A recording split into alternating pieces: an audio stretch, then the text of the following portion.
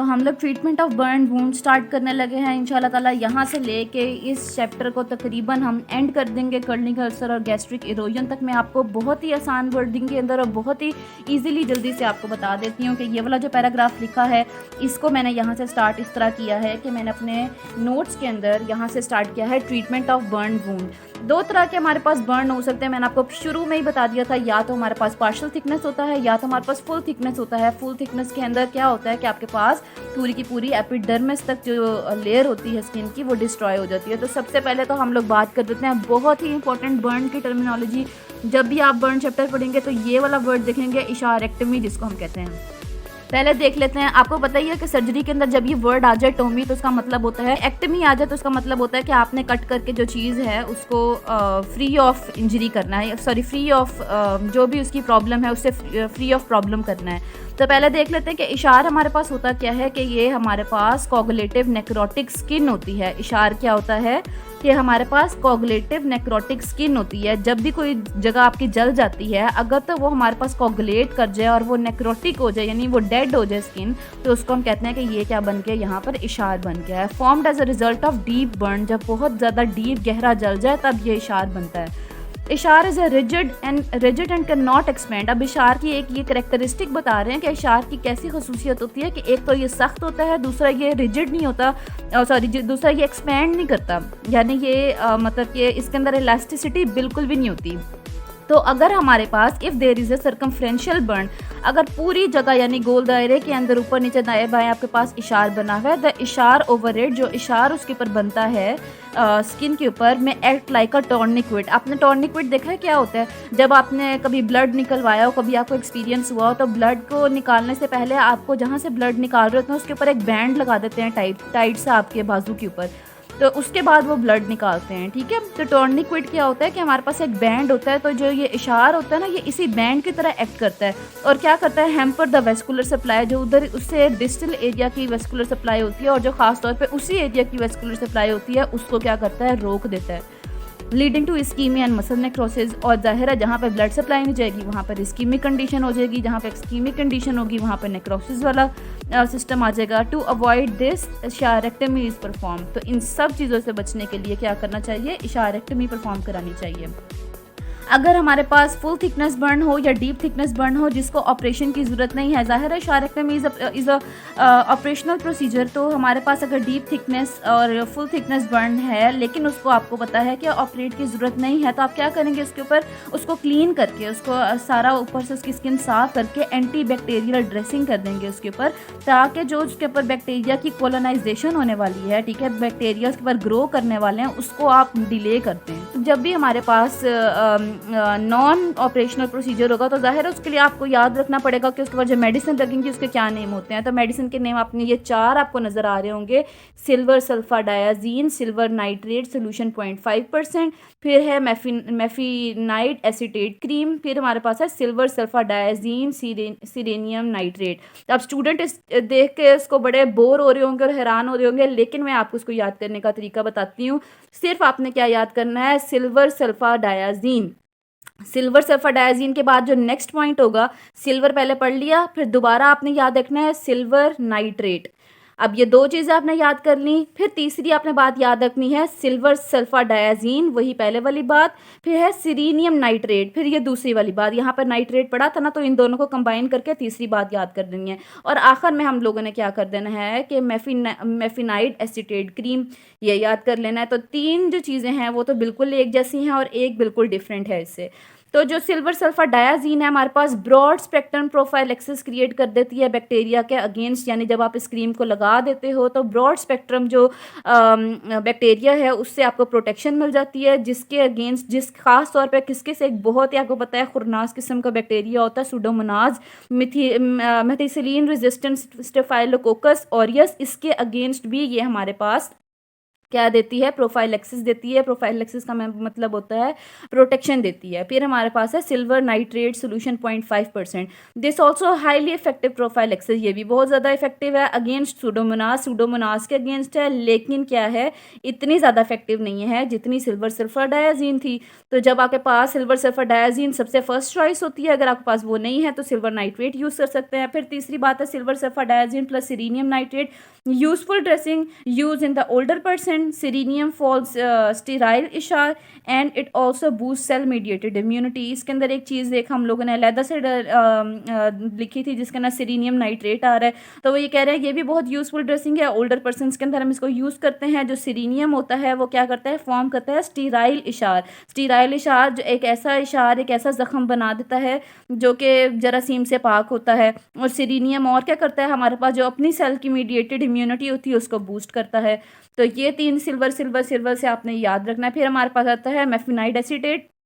ये कौन सी क्रीम, जो ये अलहदा से ही है ना, ठीक है ना, तो ये किधर आपने लिख देना कि पॉपुलर इन यूएस, ठीक है ना, ये अमेरिका के अंदर बहुत ज़्यादा पॉपुलर है। Painful to apply, used as 5% topical solution. एक तो ये बहुत ज़्यादा पेनफुल होती है और 5% इसके अंदर हम लोग से वो जिस तरह कोई भी ट्यूब होती है उसका ना लिखा होता है ना कि कितने परसेंट इसके अंदर ये है, कितने, इसके अंदर सिर्फ 5% होता है मेफिनाइड एसीटेट, फिर भी ये पेनफुल होती है।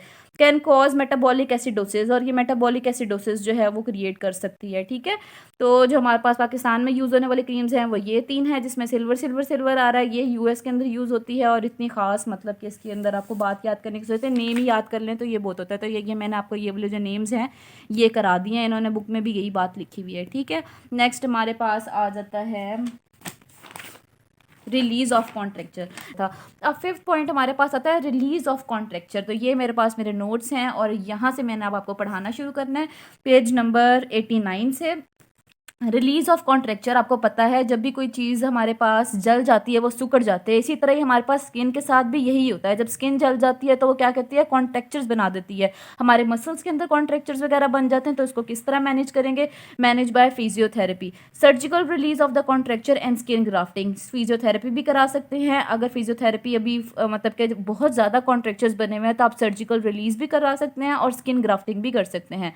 5th पॉइंट हमारे पास हॉस्पिटल मैनेजमेंट के अंदर, मैं बार बार आपको बता दूं ये हॉस्पिटल मैनेजमेंट है, ये हॉस्पिटल मैनेजमेंट है, ये बर्न के पेशेंट की हॉस्पिटल मैनेजमेंट का 5वां पॉइंट एनाल्जेसिया स्टार्ट किया। एनाल्जेसिया का क्या मतलब है कि हम लोगों ने पेशेंट की जो पेन है उसको रिलीव करने के लिए क्या चीज़ देनी है। अगर सुपरफिशियल बर्न है तो आप उसको पैरासीटामोल दे दें, एनसेड दे दें, वो ठीक हो जाएगा। लेकिन अगर लार्ज बर्न है तो आपने ज़ाहिर है जो जलने वाला पेशेंट होता है उसको बहुत ही ज़्यादा तकलीफ होती है। इतनी तकलीफ होती है कि आप उसके अंदर साइकोलॉजिकल थेरेपी भी कर रहे होते हैं, वो इतना ज़्यादा तकलीफ में होता है। तो आपने लार्ज बर्न के अंदर इंट्रावीनस डोजेस ऑफ मॉर्फिन देनी है। मॉर्फिन हमारे पास हाई डोज ऑफ एनाल्जेसिया होती है जो कि बर्न पेशेंट के अंदर, जो कि लास्ट स्टेज कैंसर के अंदर हम लोग जो है वो देते हैं, ठीक है। तो आपने एनाल्जेसिया में ये बात याद रखनी है। 5वें पॉइंट तक मैंने आपको करा दिया है, स्मॉल सुपरफिशियल वूंड करा दिया है, लार्ज बर्न करा दिया आपको, ठीक है। उसके बाद हम लोगों ने नेक्स्ट पे आ जाना है एनर्जी बैलेंस एंड न्यूट्रिशन। अब ये भी आपने याद रखना है कि जो भी जला हुआ पेशेंट होता है उसके अंदर बहुत ही ज़्यादा एनर्जी की ज़रूरत होती है, क्योंकि उसकी एनर्जी बिल्कुल डिप्लीट कर जाती है। क्यों डिप्लीट कर जाती है, क्योंकि उसकी बॉडी कैटाबॉलिक स्टेट में चली जाती है। यहाँ आपको नजर आ रहा होगा ये वर्ड मैंने लिखा हुआ है कैटाबॉलिक स्टेट। अब कैटाबॉलिक स्टेट के अंदर क्यों चली जाती है, स्पेशली ऐसा अडल्ट जो 15% से ज़्यादा जल गया हो, ऐसा बच्चा जो कि 10% से ज़्यादा जल गया हो। अब कैटाबॉलिक स्टेज के अंदर क्यों चली जाती है उसकी बॉडी, वो इस वजह से चली जाती है क्योंकि उसकी पूरी की पूरी बॉडी जो है वो जल चुकी है। ज़ाहिर है 15% जो होगा वो थोड़ा तो नहीं होगा, वो बहुत ज़्यादा जला हुआ पर्सन होगा। तो जो उसकी स्किन होती है, जो उसके ग्लाइकोजन स्टोर्स होते हैं, जो उसके प्रोटीन होते हैं, वो सारे जल चुके होते हैं। अब जो उसकी बॉडी होती है वो उसको ही बचाने के लिए, यानी ब्रेन तक एनर्जी पहुंचाने के लिए, उसके वाइटल ऑर्गन्स तक एनर्जी पहुंचाने के लिए उसके अपने सेल से ही वो लेने लग जाती है एनर्जी। तो जब वो अपने उसके सेल से ही एनर्जी लेगी तो वो सेल जो होंगे वो कैटाबॉलिक स्टेज के अंदर टूटने लग जाएंगे।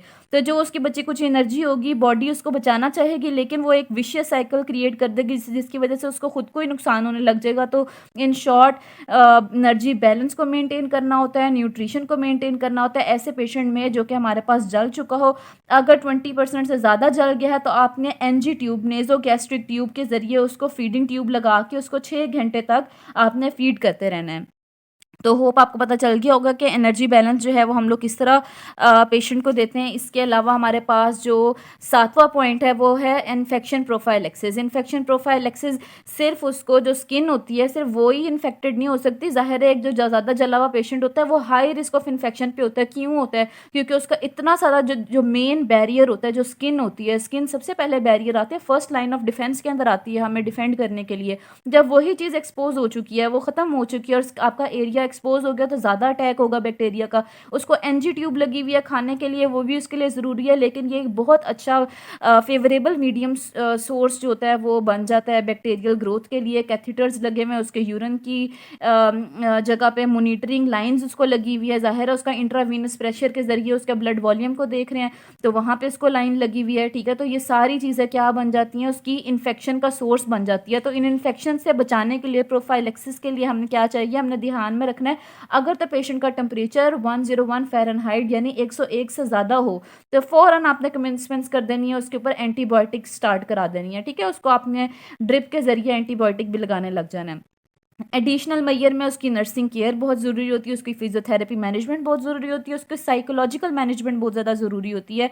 अभी फ़िलहाल ये सर्जरी का सब्जेक्ट है तो हम इसकी डिटेल में नहीं जाएंगे, हमारे पास सर्जरी की बुक में भी इसकी डिटेल नहीं लिखी हुई, लेकिन इंशाल्लाह ताला फिजियोथेरेपिस्ट इसके अंदर क्या कर सकता है किसी भी पेशेंट में, वो मैं अलहदा से बनाऊंगी इसकी वीडियो। फिर हमारे पास है कर्लिंग अल्सर्स एंड गैस्ट्रिक अलोजन्स। ठीक है, तो जब हमारे पास एक इंसान जल जाता है तो जाहिर है उसके जो स्टमक होता है वो भी इसकी एरोड करने लग जाता है, उसको गैस्ट्रिक के अंदर कर्लिंग अल्सर्स बन जाते हैं। जब भी कोई पेशेंट हमारे पास जलेगा तो हमारे पास क्या होगा, कर्लिंग अल्सर्स बनेंगे। पीपीआई पे हम लोगों ने उसको लेके आना होता है। What is PPI? Proton pump inhibitor, यानी कम से कम उसकी स्टमक के अंदर HCl बने। जितना कम HCl बनेगा उतनी कम उसकी जो गैस्ट्रिक वॉल होगी वो इरोड होगी और उतने ड्यूडेनल अल्सर के चांसेस कम होंगे। लास्ट पे आ जाएं, इसका लास्ट हमारे पास कॉम्प्लिकेशन है। कॉम्प्लिकेशन आप यहाँ पे भी देख सकते हैं, जो लास्ट है इसके बाद ये नॉन थर्मल बर्न इंजरी शुरू हो रही है, लेकिन आपने कॉम्प्लिकेशन लास्ट में लाजमी लिखनी है जब भी ये हमारे पास आए। कॉम्प्लिकेशन में क्या हो सकता है कि जो बर्न का पेशेंट है वो हाइपर वॉल्यूमिया में जा सकता है। ये मैं आपको बता चुकी हूँ कि क्यों जा सकता है। जब हमारे पास वॉल्यूम ही ब्लड का कम होगा तो जाहिर है हमारी किडनी फेल हो जाएगी, तो रीनल फेलियर की तरफ चला जाएगा।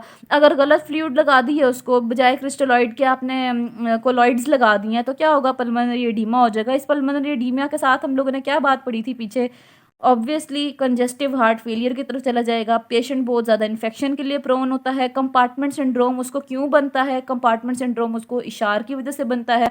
इलेक्ट्रोलाइट इम्बैलेंस क्यों हो जाता है, उसकी बॉडी कैटाबॉलिक स्टेट में जा चुकी है तो जाहिर है उसके जितने इलेक्ट्रोलाइट हैं वो डिस्टर्ब हो गए। इम्बैलेंस और कॉन्ट्रेक्चर लास्ट में आपने याद रखना है कि उसको उस जलने वाली जगह के ऊपर बहुत ज़्यादा कॉन्ट्रेक्चर बन सकते हैं। यहाँ पे हमारे पास जो LEQ आया हुआ था पास्ट पेपर का वो कंप्लीट हो गया और मैंने आपको सारा डिटेल में आपको समझा दिया, अपने नोट से समझा दिया, बुक से समझा दिया। होप आपको समझ आ गई होगी। फिर भी आपको कुछ भी ना समझ आए, कोई भी ऐसी बात, छोटी से छोटी बात अगर आपको ना समझ आए, आप कमेंट सेक्शन में मुझसे पूछ सकते हैं। और अगर आपको ये वीडियो अच्छी लगी है, मेरी एफर्ट अच्छी लगी है पढ़ाने के लिए, तो आप इस वीडियो को ज़रूर लाइक करें, शेयर करें, मेरे चैनल को सब्सक्राइब करें और मुझे अपनी दुआ में बहुत याद रखें। इंशाल्लाह ताला नेक्स्ट हम लोग अब जब दूसरा कोई LEQ करने लगेंगे अभी सर्जरी का, जो ख़ास तौर पे एग्ज़ाम में आया हुआ है, तो तब हम लोग मिलते हैं। तब तक के लिए अल्लाह हाफिज़।